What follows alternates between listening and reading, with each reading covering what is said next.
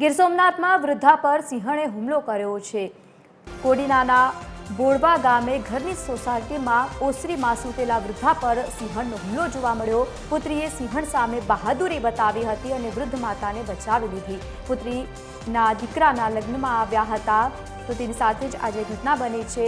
દીકરીએ બહાદુરી બતાવી અને મહિલાને બચાવી લેવામાં આવી। કોડીનારની સરકારી હોસ્પિટલમાં તેમને ખસેડવામાં આવ્યા છે।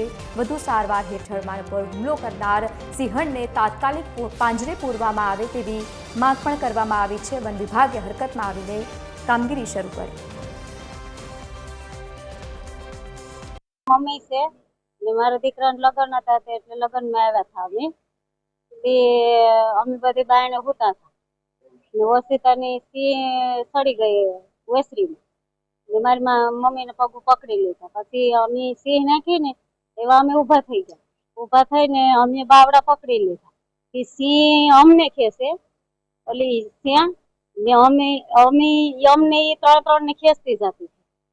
પછી અમને વેહરીમાં બાણે ત્રણ ને કાઢી નાખી। પછી એ મારા હાથમાં મુકાઈ દે મારી મમ્મી એને નાખી ઘા કરી દીધા। પછી મેં ઘા કરી દીધા ને એવા પાછા તેડી હું ઘરમાં લઈને વહી આવી। સિંહણ પાછી અમારી વ્યાહે પછી પાછી આકલ મારી ને પાછી વળી।